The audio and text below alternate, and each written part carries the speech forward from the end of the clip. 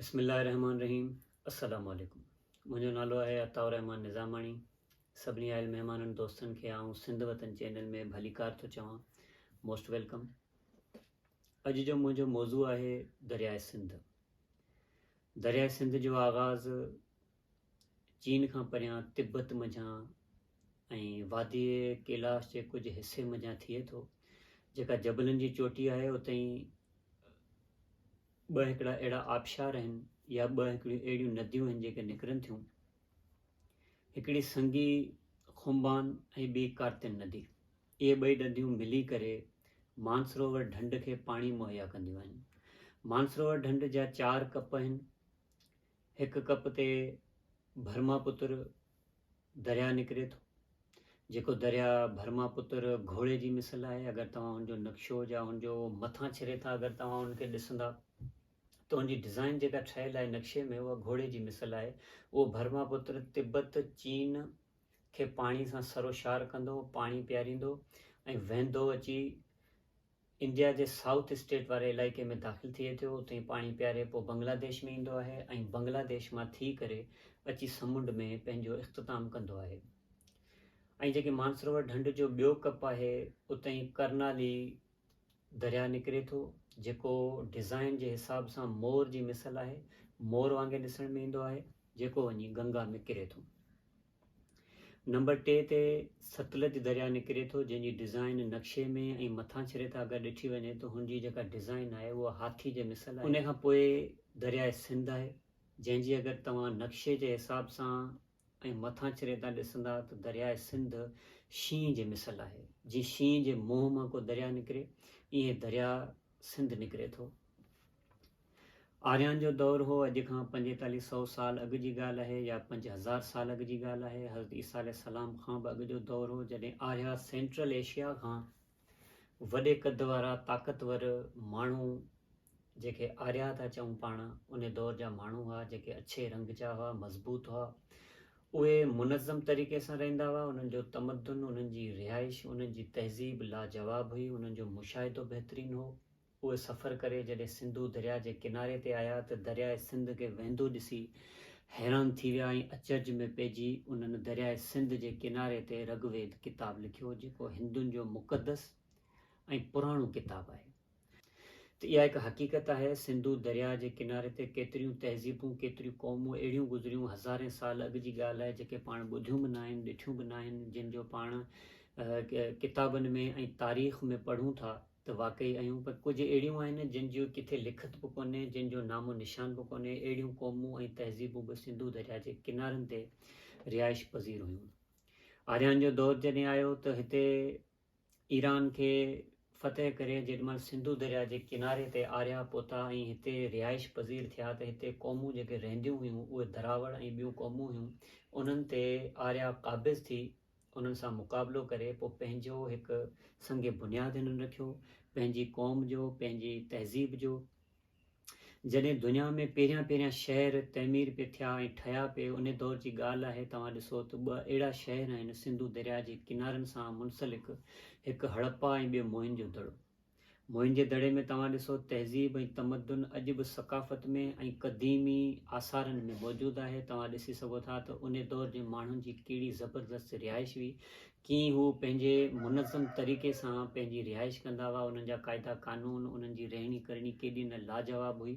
ऐं हिन दौर जा माण्हू बि उन मुशाहिदे खे तस्लीम था कनि त वाक़ई लाजवाब हो, छो त हुननि सिंधु दरिया खे सुपत सिंधु चयो। ऐं सुपत सिंधु जो मतिलबु इहो आहे त सत दरिया। हुननि खे मतिलबु त पूरो जाग्राफियाई इहा शइ सम्झ में अची वई। उहे एतिरा अकुलमंद ऐं दाना हुआ, हुननि जो मुशाहिदो एतिरो बहितरीनु हो जो हुननि खे इहा उन दौर में हज़ारें साल अॻु बि ख़बर हुई त सिंधु दरिया में 7 दरिया ज़िम थियनि था या किरनि था। उहे दरिया हुआ उन पुराणे नालनि जे हिसाब सां सिंधु, वरिश्ता, चंदभागा, इरावती, वपास, शूतद्री ऐं सरस्वती। इन्हनि 7 दरियानि सां अगरि हिन दौर जे नालनि जो, हिन दौर जा जेके दरियानि जा नाला आहिनि उन्हनि सां ॾिसो केतिरी मुशाबियत आहे। जीअं सिंधु दरिया जी मिसल त दरियाए सिंध आहे, सिंधु दरिया हुनखे चयो वञे थो। ऐं वरिश्ता झेलम चयो वञे थो हिन दौर जो दरिया। ऐं चंदभागा ॾिसो चनाब सां मुशाबियत रखे थो, हुन सां मैच थिए थो। इरावती रावी सां मैच थिए थो, ऐं वपास ब्यास जेके चवंदा आहिनि इंदौर जा माण्हू, शूतद्री सतलज सां मैच थिए थो, ऐं सरस्वती उन दौर जा माण्हू चवंदा आहिनि त सरस्वती, ऐं हिन दौर में माण्हू उन सरस्वती दरिया खे चवंदा आहिनि त सिंधु जो नज़र न ईंदड़ गुमनाम दरिया, जेको गुमशुदा थी ज़िम थी वियो दरियाए सिंध में ऐं पोइ ग़ाइबु थी वियो, जंहिंखे अॼु बि गुमनाम नाले सां पुकारींदा आहिनि। सिंधु दरिया में 20 अहिड़ा दरिया आहिनि जेके शरीक थियनि था, जेके उनमें ज़िम थियनि था, जेके किरनि था, जेके शामिल थियनि था। उन्हनि 20 दरियानि में सरे फ़हिरिस्त जेके आहिनि से तव्हांखे नाला ॿुधायां: ज़ंस्कार, सोरू, कुनड़, हुंज़ा, काबुल, चनाब, जहलम, रावी, सतलज, सवात ऐं योब। ये दरिया ऐं इन खां अलावा ॿिया बि कई दरिया आहिनि।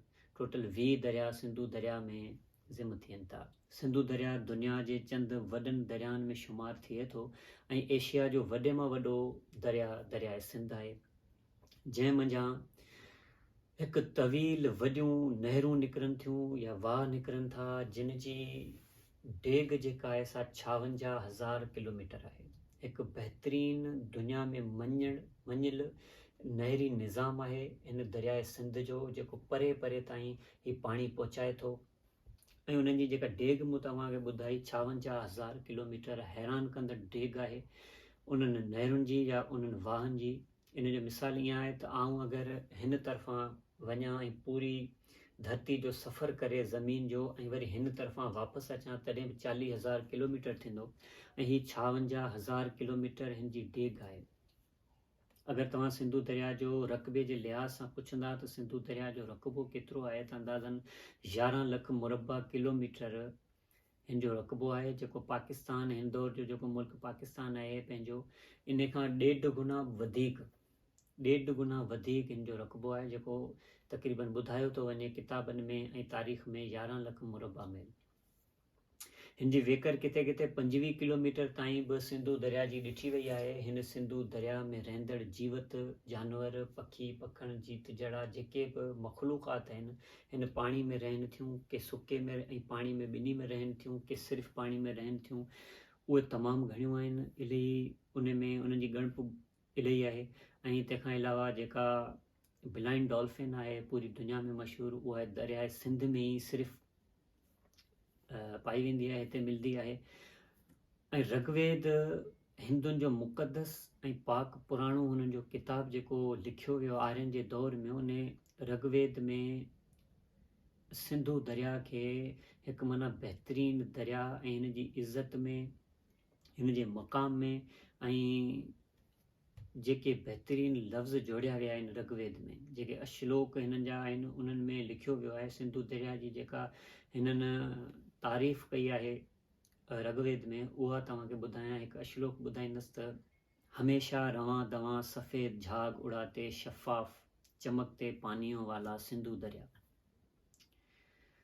हमेशा रवां दवां सफ़ेद झाग उड़ाते शफ़ाफ चमकते पानियों वाला सिंधु दरिया, तेरा भाव सरकश है और कशमाती घोड़ों की तरह तंदो तेज है, और तेरा रूप ऐसा है जैसे कोई खुश जमाल हसीना।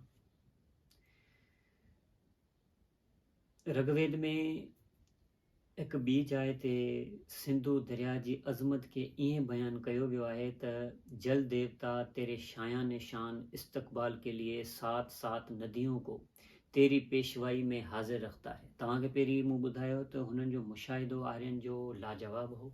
हिते ॾिसो उहे 7 दरिया जिन जो ज़िक्र मूं कयो पिए, सिंधु, वरिष्ठा, चंद्रभागा, इरावती, वपास, शूचद्री ऐं सरस्वती। उन दौर में बि उन्हनि जो मुशाहिदो एॾो बहितरीनु हो। ॾिसो ऋग्वेद में बि इन्हनि 7 दरियानि जो ज़िक्र थियल आहे। सिंधु दरिया जे किनारनि सां 3 वॾा मज़हब पैदा थिया, जंहिंमें बुद्ध मत, हिंदू मत ऐं सिख मत आहिनि।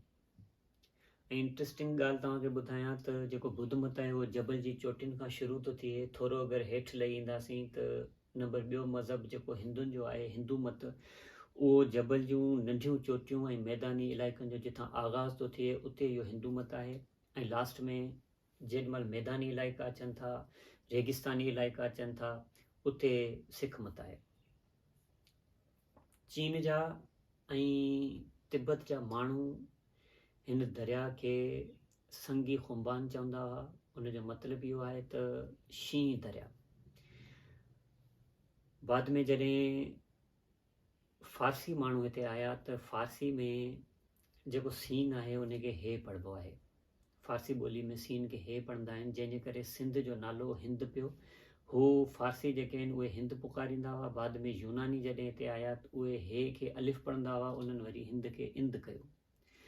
चवण जो मतिलबु इहो आहे त जेके बि अल्फाज़ निकितल आहिनि, हिंद, हिंदू, इंडिया, इंडस, ये सभु इते ई खां निकितल आहिनि। असुलु मर्कज़, असुलु जेको बुनियादु आहे उहो दरियाए सिंध आहे। दरियाए सिंध में जेके तहज़ीबूं, जेके क़ौमूं पैदा थियूं क़दीमी, अॼु ताईं हलंदड़ आहिनि। इहे टे वॾा मज़हब मूं तव्हांखे ॿुधाया जेके हिते ई पैदा थिया। सिंधू दरिया सिर्फ़ु दरिया न आहे, हिन में सिर्फ़ु पाणी नाहे वेंदो, हिन सिंधू दरिया में माण्हुनि जूं उमेदूं वेंदियूं आहिनि, माण्हुनि जो ई पाणी जियापो आहे। 1907 में जॾहिं स्वीडन जो सियाह आयो हो जंहिंजो नालो हो सेवन हेडिन, उन इहा जाखोड़ कई ऐं परोड़ण लाइ त सिंधू दरिया जो आगाज़ किथां थो थिए, इख़्तिताम किथे थो थिए। इन लाइ इन कोशिश में उहो जॾहिं वादी कैलाश जे इन हिसे में आयो तिब्बत वटि ऐं चीन जे उन बुलंदी ते मानसरोवर ढंढ खां बि 40 किलोमीटर मथे जॾहिं सफ़र करे पहुतो त इनखे इहे 2 नदियूं मिलियूं, जेके 2 नदियूं मिली करे मानसरोवर ढंढ में अचनि थियूं। त इते ई जो आगाज़ थो थिए। उन खां पोइ शींहं जे मिसल, शींहं जे मुंहं मां दरियाए सिंध निकिरे थो। 200 किलोमीटर या तव्हां चई सघो था 2000 मैल डेग हिन सिंधू दरिया जी आहे। ऐं जेके हिन मां नहरूं निकिरनि थियूं उहे 56,000 किलोमीटर डिघियूं आहिनि। ऐं मूं तव्हांखे ॿुधायो त हिन जो नालो कीअं पियो सिंधू दरिया जो। सिंधू दरिया में केतिरियूं क़ौमूं कबीला अहिड़ा हुआ जिन जो पाण खे नाले जी बि ख़बर न आहे, पाण उन्हनि खे नथा सुञाणूं। सिंधू दरिया माण्हुनि जो उरूज ऐं ज़वाल ॾिठो आहे, क़ौमूं कबीला ॾिठा आहिनि, जंगूं ॾिठियूं आहिनि। महाराजा अशोक जहिड़ा जेके सिकंदर आज़म सां विढ़िया, उन्हनि जंग जोटी, उहे बहादुर सचा सपूत सिंधू दरिया जे किनारनि मां पैदा थिया। हिते कई अहिड़ियूं तहज़ीबूं हुयूं जिन जो तमदन तमामु बहितरीनु हो, जिन जो रहण करणु अॼु बि आसार क़दीमा में मिले थो। सिंधू दरिया जा माण्हू सचा हुआ, बहादुर हुआ। ऐं सिंधू दरिया मां जेके माण्हू पैदा थिया उन जे किनारनि ते, उहे हमेशह वफ़ा कंदा हुआ पंहिंजी धरती सां, पंहिंजी हिन वहंदड़ थञ सां। सिंधू दरिया जे किनारे ते जॾहिं आर्यान अची सिंधू दरिया खे ॾिठो त हैरत ऐं अचरज में पइजी विया, छो त ही सिंधू दरिया जी माना सां गॾु ॾिठो वञे त सिंधू दरिया जी माना इहा बि आहे हिकु वॾो समुंड। छो त उन दौर में अञा दरिया खे बंदि ऐं मोरियूं ऐं जेके पासनि खां ब्लॉकेज ॾिनल न हुई, अञा न ठहिया हुआ, जंहिंजे करे सिंधू दरिया पखिड़ जी समुंड जो ॾेख ॾींदो हो। त माण्हुनि नालो रखियो हिकु वॾो पाणी जो ज़ख़ीरो ऐं हिकु वॾो समुंड। सिंधू दरिया खे मुख़्तलिफ़ नालनि सां पुकारियो वियो आहे। ईरान खां माण्हू आयल जेके उहे महराण चवंदा हुआ, वादी महराण। ऐं जेके मूं तव्हांखे ॿुधाया फारसी माण्हू हुआ, उन्हनि बाद में अची सिंध खे हिंद कयो। ऐं जेके यूनानी माण्हू हुआ उन्हनि हिंद खे इंद कयो। पोइ उन मां इंडस निकितो। पोइ इंडस सिविलाइज़ेशन ते हिकु वॾो डिघो पहलू आहे, उन खे बाद में आउं अलॻि वीडियो में तव्हांखे ॿुधाईंदुसि। पर हिते ॻाल्हि हले पई सिंधू दरिया जी, सिंधू दरिया जे सफ़र जी। सिंधू दरिया केॾो वॾो सफ़र करे पछाड़ी में समुंड में वञी किरे थो, जंहिं समुंड ऐं सिंधू दरिया जे उन हिसे खे जिथे इख़्तिताम थो थिए दरियाए सिंध जो। अच्छा, हिकिड़ी ॿी ॻाल्हि तव्हांखे ॿुधायां त उते जेके जंगलात आहिनि उन में केतिरा जीवत अहिड़ा रहनि था जेके सुके में बि रहंदा आहिनि, दरियाए सिंध में बि रहंदा आहिनि। ऐं केतिरा अहिड़ा जानवर आहिनि जेके सिर्फ़ु पाणी में रहंदा आहिनि सिंधू दरिया जे। सिंधू दरिया जो मिठो पाणी माखी मिसल आहे। ऐं सिंधू देश में रहंदड़ माण्हुनि लाइ ही माउ जी थञ आहे। सिंधू दरिया हिकु जियापो आहे। हिन इंसाननि जो उहो उरूज ऐं ज़वाल ॾिठो आहे जेको इंसानु ख़ुदि नाहे ॾिठो। माण्हुनि जूं ज़िंदगियूं ॾिठियूं आहिनि। हिन दरिया में सिर्फ़ु पाणी नाहे वेंदो, हिन दरिया में माण्हुनि जूं उमेदूं वेंदियूं आहिनि। हिन दरिया में केतिरा ई हवाला आहिनि, केतिरी तारीख़ कहाणियूं आहिनि। हिन दरिया में घणो कुझु आहे जेको अगरि आउं बयानु करां थी वीडियो तमामु वसी थी वेंदी, बुलंद थी वेंदी, वॾी थी वेंदी। इन लाइ तव्हांखे एतिरो ॿुधाईंदुसि त दरियाए सिंध जे किनारनि ते जॾहिं इस्लाम आयो, हिते जा जेके माण्हू हुआ दरियाए सिंध जे किनारनि सां रहंदड़ उहे अकुलमंद दाना हुआ ऐं हिननि में हिकु मुशाबियत करण वारी अखि हुई। हिननि जे माण्हुनि जी सोच जेका हुई सा बहितरीनु ऐं लाजवाब हुई। हिन दौर जे माण्हू जेको आहे सो उहो अॼु बि इन शइ खे तस्लीम थो करे त आर्यन जो जेको मुशाहिदो हो सो लाजवाब हो। उन दौर जा जेके माण्हू हुआ उहे पंहिंजी सोच सुठी रखंदा हुआ, जंहिंजे करे जॾहिं हिते इस्लाम आयो, इस्लाम जी जॾहिं दावत दरियाए सिंध जे किनारनि ते रहंदड़ माण्हुनि ते पहुती त उन्हनि जल्द इस्लाम क़बूल कयो। उनजी वजह इहा हुई त हिते जा माण्हू मुक़ाबले करण वारा हुआ, मुशाहिदो कंदा हुआ, सुठे नमूने उनजी इन्वेस्टिगेशन कंदा हुआ ऐं पोइ उहा शइ कंदा हुआ ऐं उन्हनि ॾिठो, हक़ सच सम्झो ऐं तकड़ा इस्लाम में दाख़िल थिया, इस्लाम क़बूल कयो। उनजो मिसाल अॼु बि ईअं आहे, जेसि ताईं सिंधु दरिया वहे थो तेसि ताईं मुसलमान रहे थो। आख़िर में सिर्फ़ु तव्हांखे एतिरो ॿुधायां त दरियाए सिंध जेको हींअर इशू हले पियो, 6 केनाल निकिरनि पिया, हीअ दरियाए सिंध सिंधियुनि जी शान आहे, सिंधियुनि जी जान आहे, सिंधियुनि जो मान आहे। ॾे ऐं परॾे में जेके बि रहंदड़ सिंधी ॿुधनि पिया, पाण खे गॾिजी मुनज़म तरीक़े सां आवाज़ उथारणो पवंदो। हीअ केनाल जेके निकिरनि पिया, हीअ सिंधु दरिया सां धाड़ो आहे। सिंध जे माण्हुनि जी जेका रिहाइश आहे उन्हनि ते धाड़ो आहे, सिंधी माण्हुनि जो जियापो आहे। हीउ फ़ैसिलो सिर्फ़ु हिकु केनाल जो न आहे, हीउ फ़ैसिलो ज़िंदगी जो आहे, छो त केतिरा लखें किरोड़ें अरबें ख़रबें माण्हू सिंधु दरिया जे किनारनि सां रही करे हीउ पाणी मिठो पीअनि था, हीअ आब पीअनि था। हीअ केतिरियूं सरज़मीनूं आहिनि जेके आबाद थियनि थियूं सिंधु दरिया जे पाणी सां। सिंधु दरिया माण्हू चवंदा आहिनि त हीअ हिकु दरिया आहे, हीअ हिकु दरिया न आहे।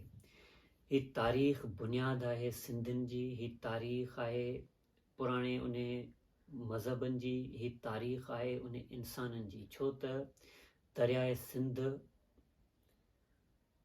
जेतिरो इंसाननि खे सुञातो आहे, जेतिरो दरियाए सिंध सुञाणे थो, ओतिरो ख़ुदि इंसान बि इंसान खे नथो सुञाणे।